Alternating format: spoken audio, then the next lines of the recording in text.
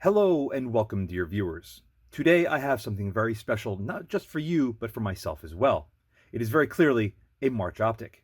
March is part of the didnt group, which I'm pretty sure I'm pronouncing that wrong on, but they are 100% made in Japan. And unlike any other Japanese manufactured optic, I believe March makes them a la carte. What that means is, if you order one from March, they build it for you. If you find a website, such as, let's say, EuroOptic.com, that has these in stock, that's because they ordered them from March to keep them on the shelves. They just don't hand them out.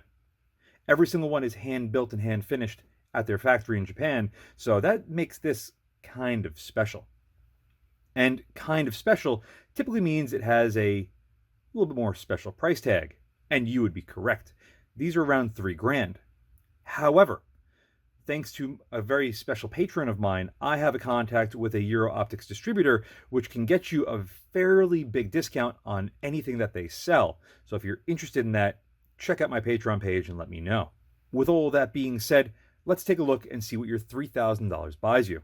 Well, it buys you this beautiful matte box. It is gorgeous. There is all the information we're going to need to know on the side. They offered a couple of them for me to review, and this is the one that I picked out of the 4, I believe. 2 of them are second focal plane, 2 of them are first focal plane. This is the one I wanted because it's first focal plane and has a really awesome looking reticle. Also, the 3 to 24 by 52 magnification range interests me because that's an 8x multiplier, and some manufacturers do 8x's really well. Some of them do not.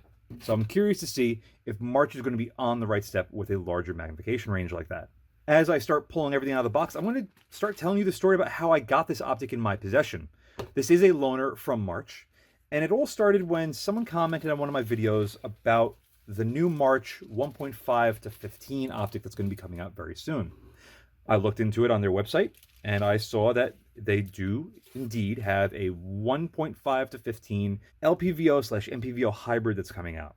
And it immediately just got all of my juices flowing in all the right parts, because a 1.5 to 15, if it's done efficiently and effectively, could theoretically be the one and only optic most people would ever need.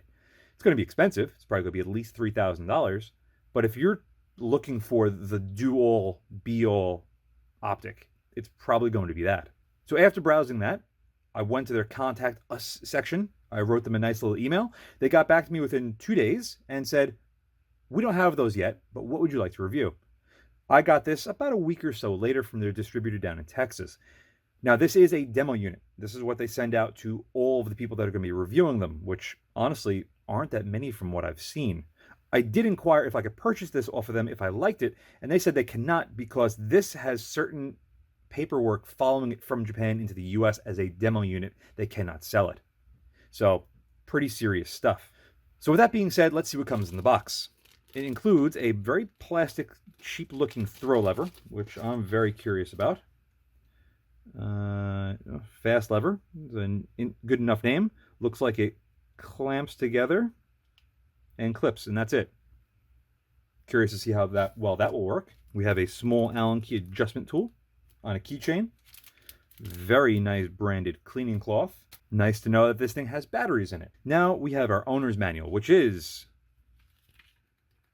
very well illustrated. I'm going to flip through this real quick. You can feel free to stop at any moment, but I'm not going to spend too much time on this because I don't really need to. This thing has a lot of cool features that I already like before we even get to it on the optic itself. First thing is the reticle, which you will see very soon. But externally, physically on this thing, it's got a locking rear diopter. It's got push-button illumination, which I'm not the biggest fan of. It does not have, however, locking turrets, but everything else on this is what you'd expect for a high-value optic like this. So there's just so much information. I mean, look how beautiful this is. It's gorgeous. It's gorgeous. All these specs that you would ever really need to know are on this little sheet. 10-yard minimum side focus, and that's basically it. As far as their warranty, you can pause this and definitely read the fine notes, because as you can see, there are fine notes on this. And, right, where does it say? Somewhere. It says within 10 years from date of original purchase. So, does this mean that they're going to do what Vortex will do? Probably not. but that is nothing new when it comes to very high dollar optics. Typically, if you're spending a lot of money on an optic, that means that you can pay to have it get repaired if it breaks, which I'm not the biggest fan of, but you know, it is what it is. So this is basically what your $3,000 buys you, folks. These are March branded and made in Japan scope caps, which do feel pretty nice. They're not as nice as what I would say the Vortex Defender caps are or Tenebrex caps, but you know what they are? They're caps. So as far as putting on the throw lever, this has to go on a particular way. It goes on like that. If you try to flip it around, you'll see that it doesn't mesh quite right. Put it on like so. Then we can come over here and we should have the smaller one over there and the larger one back there. And now you have a throw lever. As you can see, there's a little bit of wiggle on there, but it's not terrible. However, if you bump this thing just right, this thing will just fall right off. So I appreciate what they're trying to do by including this, but I would like to see something that's going to be a little bit more of a permanent solution as opposed to this. So without further ado, let's see what this thing has to offer. The first thing you're going to note the second you get this in hand is that it doesn't really feel all that heavy. And in fact, as you can see, 24 ounces isn't terrible for 3 to 24. Now, the only other optics I have to really compare it against is the Vortex Razor LHT, which is a 4.5 to 22, so very similar magnification range. This comes in a couple ounces lighter, but this is designed to be as lightweight as possible, where the March is not. It just so happens to be fairly lightweight. PST Gen 2 5 to 25 is the only other real size that I have currently on the table that I can pull off to show you guys. And as you can clearly see, it's still 7 or so ounces heavier than the March. We start at the back, and there is no fast focus eyepiece. This is one of the reasons why it probably saves a few tenths of an ounce to have a locking ring on this. The threads on this, and the way that this feels, makes it feel like there's a damped mechanism inside to prevent this thing from being loose and too easy to turn. It literally feels like there's resistance in there. And I don't know how they could do that without actually having a seal or something inside. So this thing feels and turns incredibly well. Perfect, in fact. There is no wiggle to this whatsoever. And the lock ring is also quite tight. It takes a fair amount of effort to turn to get it to line up with the ocular housing. So I'm going to screw this in a little bit, get that on there right there, and then lock that up. And now you have a fully locked eyepiece. So now when you set it for your eye, you never have to worry about this thing loosening up. But I still recommend putting a little line over here, maybe with a little pencil or something, just so you know that this way it's not coming loose. From there, the magnification ring starts off at 3 at 12 o'clock, and as you will see, ends at 24 well before 6, more like 5:30. And is absolutely wonderful to turn. The thumb ramp is just enough to help you move this thing, but also notice where they placed it. That is so if you're running this on a right-handed bolt action. If you're running the extension on this, you're going to see that it's going to come up and out and be in between your turrets and away from your bolt. Very smart placement on that, unless you're putting this on a left-handed side bolt action, in which case, so if you have it like that, you're going to potentially hit it with the bolt if you're running the extension on this. Push button illumination is not my favorite. Sometimes you don't realize you're pushing the button, especially if you're wearing gloves, and you can get lost in it. Typically when they have 9 or 10 settings, it's a little tricky to keep count. Something like my USO, for example. You have to push that 9 times. There's 9 brightness settings. I don't know why they chose 9 and not 10, but they did. And the same thing with the Vortex Razor LHT. I think there's 7 or 8 brightness settings to that. Just have it be a small round number. Sometimes you don't need that finite of adjustability. With this March, it is off 1, 2, 3, and 4. So technically 5 positions. 1, 2, 3, 4, off. The button's pretty big, easy to get to, but recessed. So this way, if you bump it into anything, you don't have to worry about it turning on. But the pad is really nice for the size of your thumb. Comparing it to a quarter, it's almost the same size. So if you're wearing gloves, you should have no problem getting in there and knowing that you're pressing the button. There isn't a whole lot of detent to it. It's almost like you're just pushing the rubber pad and nothing else. But you know what? I can appreciate that because it's only 5 settings and it's a nice big old pad that you don't have to worry about trying to sneak a fingertip in there and pushing. Not half bad. However, one critique I do have as far as the battery compartment is, as you can see, it's fairly similarly sized to your parallax adjustment, and you could, if you grab the side, unscrew it, which is something I am not a fan of. The button is one sealed unit, as you can see, and the battery, which goes in backwards, typically you have the positive section that's coming out of the compartment, is just laying on top of that really big pad in the middle. A little bit of a seal in there, but nothing crazy. It's actually more like an isolator.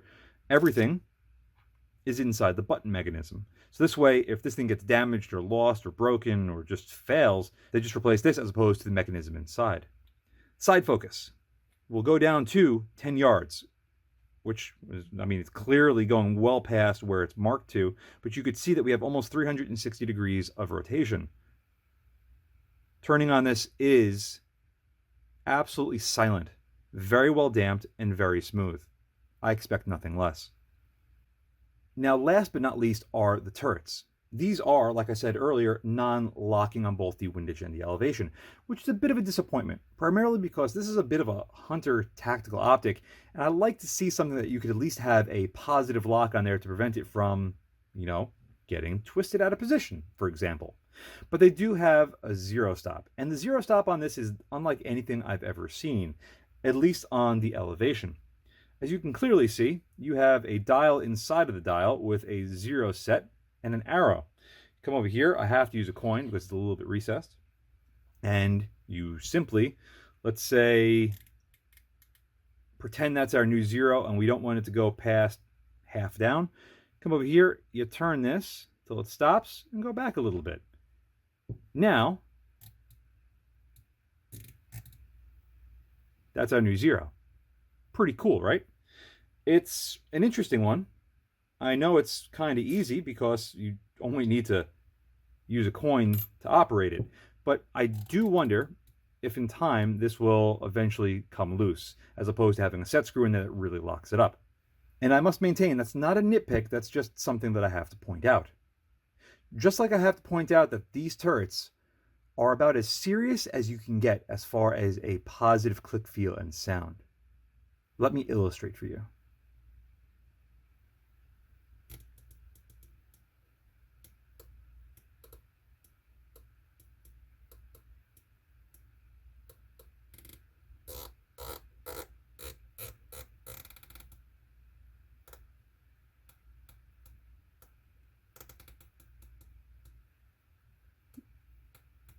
Very few optics manage to have zero backlash on a turret. This March is one such example. And I think that's one of the reasons why maybe they strayed away from doing a locking turret, is that this way they could focus on the turrets being perfect.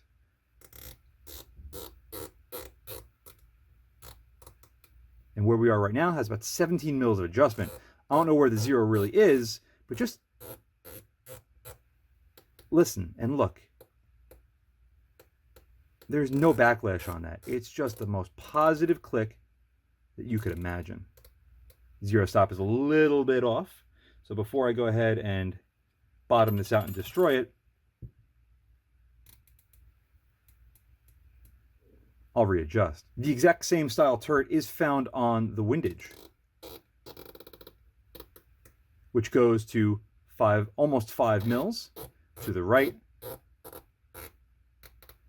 and just over 5 mils to the left. That's because the zero on this has probably been set a little bit off. But again,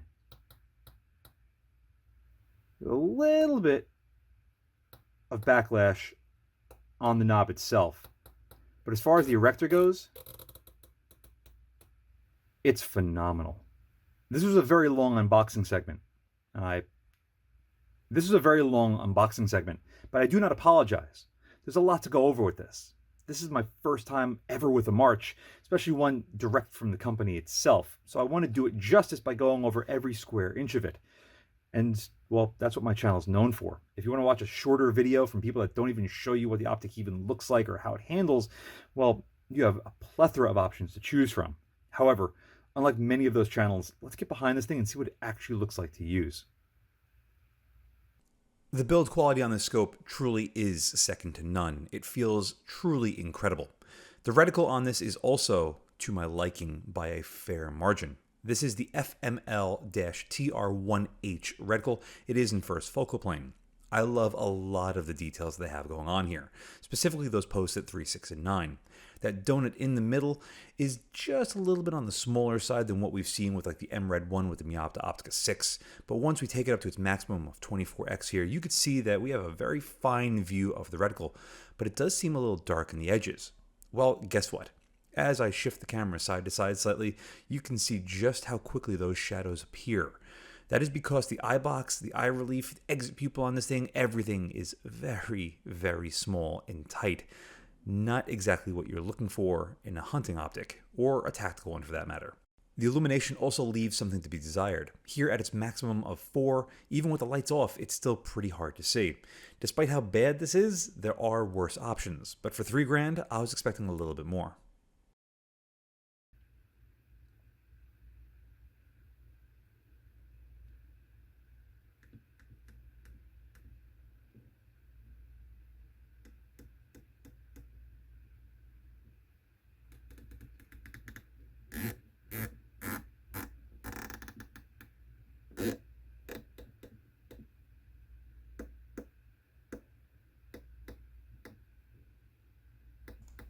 The turrets do sound and feel truly spectacular, but one thing I don't particularly care for is what's under the cap. Those two little white boxes that appear are your rotation indicator, and what I don't like is if you don't have the turret 100% lined up properly, it looks like it favors one side versus the other. Sure, we could tweak that, but I'd rather it be a very fine line going straight up to the top with little indices on either side.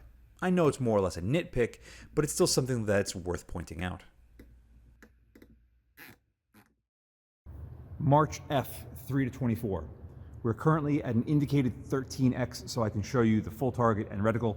Everything here lines up flawlessly. If I take it all the way up to 24, you will see that there is no shift on the zeros between the target and the reticle. Bring it all the way down to 3x, there is no noticeable difference. Illumination, 1, 2, 3, 4. That is currently on maximum. Down here, the target is very bright, so my camera settings are very dark, so this way it doesn't blossom out. Bringing it back up to 24x, you can very clearly see it is just ever so slightly illuminated. So I guess you can't really clearly see it. Bringing it back down to an indicated 13x to show you everything as we do this mini box test, shutting off the illumination, and here we go. The darkening to the image is even more apparent down here, primarily because it is a pretty dark environment, regardless to how bright that light is over the target. 4 and 4 yields a perfect result so far. Resets to 0 on the windage very well. That slight misalignment might have been me trying to get this reticle perfect to the target, so I'm going to give it a pass as far as the slight can't. Let's continue up. Checking the footage after the fact revealed that yes, the reticle is slightly canted off to the side. At 10 full mils, you can see we have a slight discrepancy. 1, 2 clicks. Just shy of 2 clicks perhaps. It's right in that 1.5 to 2 percentile, which is mostly where most manufacturers, I believe, will have their maximum allowable tolerance for their run out. Bring it back down to 10 full mils. Yep, let's reset this to 0. Reset to 0 just fine. And 10 full mils. This is not the first time that we've seen a very expensive optic not be 100% true to form on the tracking test. For one reason or another, could it be my target? Absolutely, there's definitely a level of variability there. But could it more or less be the optic? I'm not doubting that either. There have been plenty of scopes that have passed it with flying colors. Let's get into the rooftop segment and into our first main comparison, because on the left is going to be our March, and on the right is going to be the Meopta Optica 6 3-18 by 50. There is a giant discrepancy in price here, like, 5 times. Which one to your eye genuinely looks better? Granted, both of these optics are going to be at their maximum, and the difference between 18 and 24 is quite significant. Don't get me wrong, there is a huge difference between the two. But ultimately, on a blind test, which one looks better to your eye? These were both filmed on fairly similar days, so it's not like there's a huge difference between the brightness, the sun location, the overall conditions that we have, and or locations. Everything's going to be fairly consistent with one another. Just look at our 400-yard brick building. It's like they're almost filmed on the same day. Ahem, ahem. What that means is this is as close to perfect as a comparison as you're going to get. At 3x, you can note that the Meopta does have a larger field of view. We can see the telephone pole off to the side. As far as the overall image sharpness here, I'd actually give it to the March. It does have a little bit larger depth of field, and everything seems to be in focus, whether that 10-yard tree in front or the 800-yard power towers. Bringing the March up to about 18 to 15x and leaving the Meopta around 10x. Again, I don't do things as well as I should. It's kind of hard to tell the difference between the two. Bringing them both up to a very closely indicated number, here's where you could see that they both look pretty good, but I'd have to give the colors to the March ever so slightly. Bringing the March up to its maximum here at 24, though, reveals that it does get a little on the soft side, and it does start to have some chromatic aberration that creeps in, and we do lose a little bit of contrast. Primarily that's because at the higher magnifications like we saw earlier on our tabletop, it doesn't let in as much light as we would like. Whereas with the Meopta, it is a beautiful, bright, sharp image through and through. What I'm trying to represent here is that these two scopes are actually fairly close to one another in a couple of regards as far as physical features. Even the reticles are pretty close to one another. But again, the Meopta is 1/5 the price. What we're going to showcase here is just how tight that exit pupil is. Going ever so slightly off on the March reveals not just a large shadow, but a deteriorating image. Whereas with the Meopta, you have a little bit more freedom. Again, there is a 6x difference at their maximum, so it's not that uncommon or unexpected to see between the two. Bringing them down to about the halfway mark, so about 12x with the March and about 8 to 10x on the Meopta, we play around with this one more time. Again, the March image seems to be a little bit on the tighter side. Again, yes, there is a little bit more magnification to the image, but it still seems about as tight as what we saw on 24x. The Meopta still seems a little bit more forgiving, and truth be told, when you get behind both of these scopes and do the exact same thing, the March does a significantly worse job when you're off center. Just look at it here at 3x. We are not moving the camera side to side all that much, and yet the image has a lot of shadows that creep in and a lot of distortion to both the image itself and the reticle. Just goes to show that it really doesn't perform all too well off center at any magnification. Whereas with the Meopta, we can go significantly farther out to the side and still have a very good view through it. We're only going to spend a little bit more time here on the rooftop segment. In fact, this is on another day when I filmed it, thus it's slightly overcast, to see how it's going to perform in a little bit lower light environment before we get to full-on darkness. Just like what we saw with the Primary Arms SLX Nova, it can produce a gorgeous looking image at basically any magnification, regardless of if it gets a little bit darker or not, above 20x, let's say. But when you go slightly off center, it starts to fall apart, and it's more than just one area. It's kind of all three: the reticle, the image, and just the view looking through it. At least if you have a clear, crisp reticle and a big, bright view through it, and the image slowly starts to dissolve into a fuzzy mess, at least you have some sort of idea of where you're looking. But to have all three just plain old sucks. Another thing is the illumination here is currently on full. Can you see it? I couldn't see it either. The illumination on this thing is only ever going to be used in a very low light environment. So don't think that you're going to have this be one of their dual emitter setups where you have the illumination on the second focal plane with like a fiber dot and then the reticle on the first. Despite the fact you're spending $3,000 on something like this, it's not necessarily the case. At 24x at 30 yards here, the image falls apart not because of anything the scope is doing, but because of the immense mirage from the very cold air outside and the very warm air inside. I don't have a partition, so this way it doesn't impede the glass clarity at all. However, it might be susceptible to mirage. You would think at least at 3x you'd have a large, forgiving eyebox and exit pupil, but it's just not the case. This is one of the worst scopes I've seen at this sort of low end of the magnification range.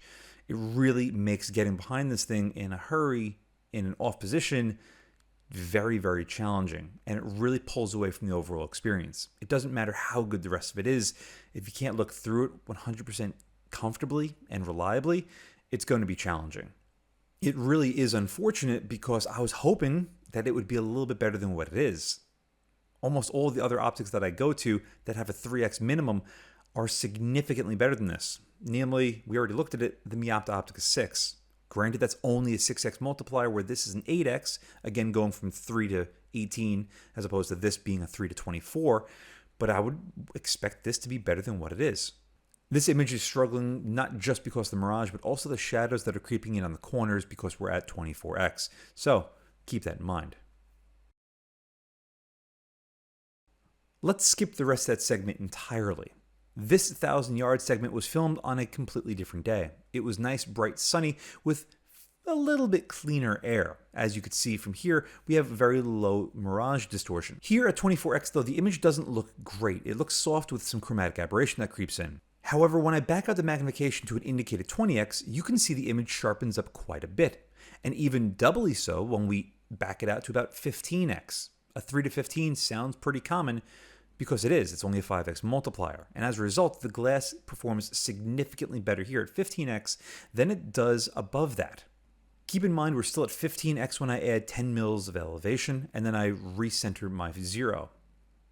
Just take note of how much worse the image looks. It's almost like it was at 24x, soft and dull. Increasing it all the way to its maximum of 24, oh dear, oh my. The exit pupil has shifted a significant amount up, and when I try to adjust the camera to get it just right, the shadows are really, really prominent. I get it to where we have the best possible look through it, but the image looks flat out disgusting. I play around with the side focus to try to get a little bit of that sharpness back, but ultimately I end up failing. The image completely falls apart here with 10 mils of added elevation at 1,000 yards at 24x. But also, like you just saw, it kind of falls apart even as low as 15x. This is not what I was expecting out of this optic. Let's see how well this scope performs in even lower light environment. It's clearly twilight, the sun has gone down over the horizon in the middle of the winter. Finally, the illumination is visible to the naked eye. This is, however, on its maximum, but it's not that bad in this sort of environment. Outside of this environment, in a brighter setting, the reticle does help draw your eye to the center to the point where you don't really need to use illumination to help see where the middle is. It works very similar to the MRAD1 reticle in the Meopta Optica 6 in that regard. Here at about 8 to 10x, you could see that the image is wonderful, but once we crest up and over 20 to its maximum here at 24x, whew, hell, I gotta breathe. You could see the image becomes extremely dark and challenging to use. Playing around with the side focus, we can get a decently sharp image, I guess, but it's kind of hard to see with the naked eye. However, you aren't going to use this at 24x. You're going to back it out to about here, which is about that 20 to 18-ish range, and the image does improve slightly. Backing it out even further, it just gets that much better. So it's not ultimately the end of the world, but just don't think that just because you have a 24x maximum means that you can use your 24x maximum all of the time. Focusing our attention now at the 50-yard line, I cycle through the illumination. I do it really quick, and you know what you see? Absolutely nothing. Panning across the targets like this, you see a little bit of pin cushioning. But before we talk about that, just to showcase that the illumination is not visible with our current camera settings, I cover up the front objective. And as you can see, there's nothing to see here. Cropping the image and panning left, try to take note of the berm and how it just ever so slightly crests in the middle. It's a very small amount, but it is there and it is noticeable when you get behind it. It does not have the flattest image. Here is a line illustrating that slight hump in the middle. It's something that you can't avoid. At 50 yards it's noticeable, and even at greater distances it's noticeable, but ever so slightly. Probably a little bit of a nitpick. Again, this is an 8x multiplier, so it's going to be rough somewhere. Unfortunately, with this optic, it's rough in a couple of different spots. At 3x, the image might be sharp and clear, but it's got an ever so slight amount of distortion. And it's also got a very tight eyebox, don't forget. And at the higher magnifications, above 15 to 20x, you get performances like this. Yeah, it's not the greatest, and you think, oh, maybe it's a side focus, but it's not the side focus either. It's just really, really dirty. And unfortunately, there's not much we could really do about it. And once again, changing the position of the camera ever so slightly yields the very tight eyebox. March Speaking of Eyebox, let's get into it one more time and for the last time for this video. At 3x here, it doesn't look as bad as what we saw earlier, but you can see a massive amount of distortion creep up the second you go slightly off center or a little bit too close or a little bit too far away. Ultimately, is it more of a nitpick than anything else? Maybe, but there's so many better performances out there. Increase the magnification by 7 and you find yourselves here at 10x. And here, again, it doesn't look terrible forward to back, but the second you go left or right, it's like a light switch. You just instantly shut it off and you can't see through it. Again, we've seen better performances out of less expensive optics. Here's my original audio. 15x is probably the best balance on this optic That I took when I was filming this. Because, truth be told, 15x is, for the Eyebox that it has, the image quality it has and everything, it is the best balance for this optic. But what about the other 9x? Well, if you try to use them, this is what you get. It's, again, not pretty.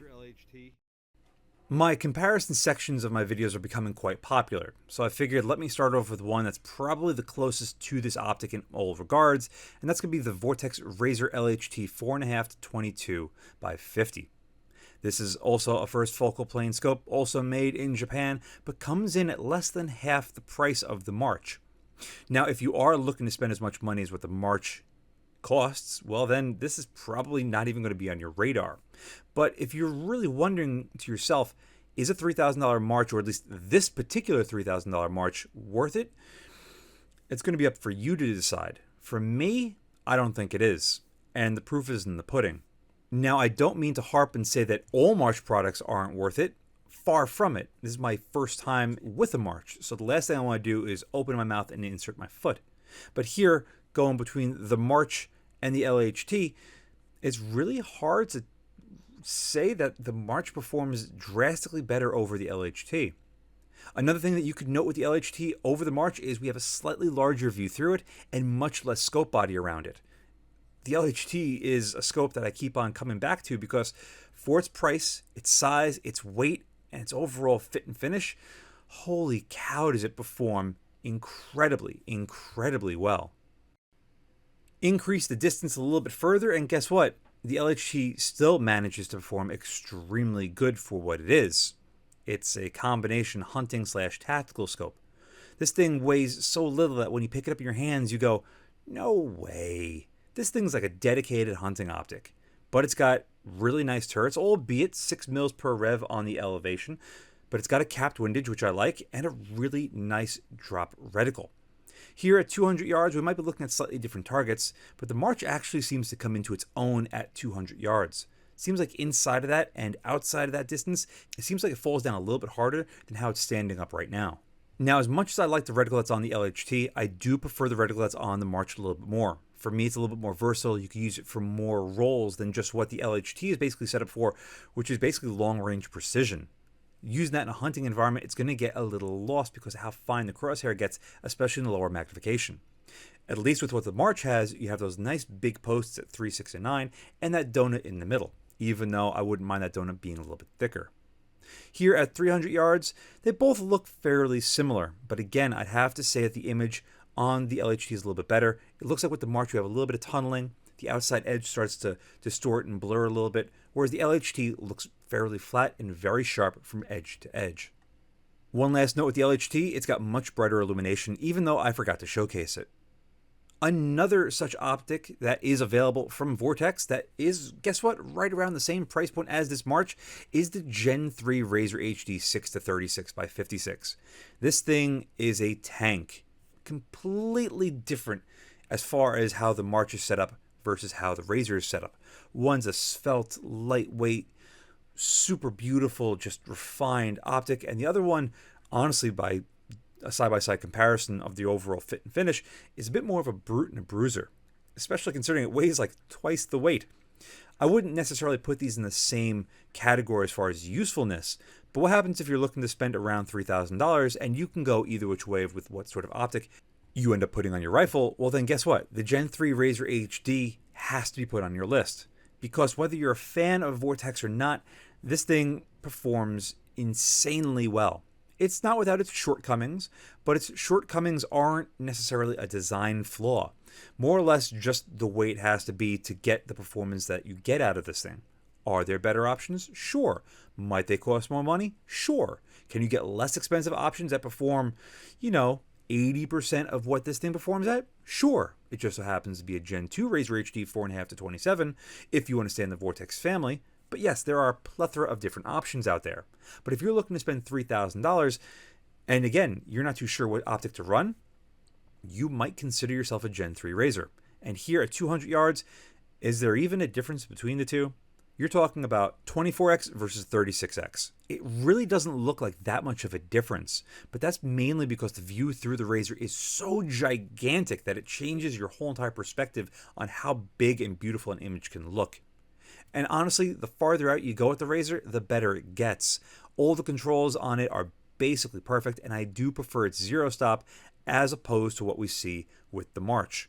Again, these two are not side-by-side, apples-to-apples optics. No, this is an apple and an orange. And yeah, there's going to be differences between the two. But again, this is just me showcasing you what kind of other optics that are out there. I don't showcase the Meopta Optica 6 again because I feel like I did a fairly comprehensive comparison with that at the rooftop segment. So with that, let's get into my final thoughts. This review is honestly very bittersweet. Dealing with March was an absolute pleasure. They were very quick to respond to my emails, more than happy to do whatever it took to get me a scope that I can review, and they were very excited to work with me. Now, with all that being said, this review did sound like I was kind of hard on this optic, and that's because I was. I was painfully excited to finally get my hands on a March, especially one with all of these great features. Who wouldn't want a lightweight, extremely beautifully built 3 to 24 that could be both a hunting scope and a tactical scope? Who wouldn't want that? I know I would. And if you pair this with an offset red dot, you probably wouldn't need another optic combination for anything else. So yes, my hopes for this thing were very high, despite the fact I had an understanding before I got it that it would probably have some shortcomings. 8x multiplied optics, in my opinion, from my findings, are very hard to get 100% right, whether it be at the minimum or the maximum magnification. I think the real sweet spot for most magnifications right now, as far as what the technology offers, is that 6x. 8x can be done very, very well, but it's in a very sort of like niche market. Truth be told, the best 8x multiplied optics that I've gotten my hands on are both the Trijicon VCOG and AccuPower 1:8. Both of those had amazing 1x's and very usable and practical 8x's, but they both came at a bit of a cost, and that was size and weight. They're both huge and very heavy. When you try to cut it down into a small lightweight package, such as with the Primary Arms PLXC, you sometimes have some sacrifices. The Eyebox is tight, and at 8x it does get a little bit darker. But given the fact that they got that thing down to such a small lightweight package, that's acceptable because it weighs very little and it's extremely well built for not that much money, all things considered. One such example that didn't do it good at all was that IOR Valdata 2-16, which was not good basically anywhere. But I figured if there's going to be a company that was going to do it right to the point where it's perfect everywhere, it would be a company like March. I've heard nothing but amazing things from March, and truth be told, with their customer service and customer satisfaction, I'm completely blown away. And by the overall physical holding of that scope in my hands and using it, all the controls are, dare I say, perfect. The thing as a whole was truly a work of art. If you're an audiophile or know about headphones, a comparison that I can make with this is the Fostex TH900. That is a headphone that is meticulously crafted by professional craftsmen that have been doing it for generations. And when you get your hands on it, you could feel like it's got a soul. I know that sounds cliche, but there's an aura, there's a specialness about it. It just feels unique. And this March 3 to 24 felt unique in my hands. It really did feel like I had something special. But that's another reason why I was a little bit let down with its overall performance. The Fostex TH900s are, in my opinion, one of the best headphones out there. This is not one of the best optics out there. However, this is one of the few optics with this magnification range that I've gotten my hands on. So maybe there's other options out there that are better or worse. It's hard to say without truly getting my hands on them and using them. But if I had to pick something with a similar magnification range to this, well, it's going to be the LHT Razor, because that thing is basically perfect. If I wanted to save even more money and sacrifice some top-end magnification, well, for me, it's the Meopta Optica 6.3 to 18 by 50. But those are just my personal choices based on my personal needs. You might have a different opinion, a different mindset, a different concept, a different vision and focus, so you might think otherwise. So to answer the final question, do I recommend this optic? I would have to say no. Again, dealing with March was truly spectacular, and I really hope that after this review, they still choose to work with me, because I would love to try out some of their other products. So if you're one of those individuals out there that think that just because a company sends me an optic for review, I'm going to give it a glowing review, hopefully this will make you realize that that is not the case. I did not keep the scope. This was a demo. I did have to return it within a certain amount of time, and I did. But in that time, I was able to get all of my reviewing done with it that I needed, and then some. So with that, March, thank you so much for the opportunity to finally review one of your scopes. Dealing with you, like I have said, has been fantastic, but I can't say I'm sorry that this review didn't come out perhaps to your liking, primarily because I have to put my viewers first, because my viewers are the people that are going to be spending their money on products such as this. And if I give them a falsified reality of how a scope actually performs, at least under my testing, then I'd feel like a real schmuck. And that's what I'm trying to avoid. I want to be as honest and as transparent with my findings as possible, because guess what? Just like all of you out there, my viewers, I'm a buyer of products as well. So I don't want to get lied to before I go ahead and spend my hard-earned money on something. So with that, again, March, thank you so much for the opportunity, and thank you all very much for watching. As always, see you again next time. And a huge thank you to my Patreon providers and my Subscribe subscribers. Without you, this truly wouldn't be possible. If you'd like to support my channel but don't want to join either of those, I completely understand. But you could still help by using my affiliate links in the description below, and or like, share, and subscribe as always. Again, thank you very much.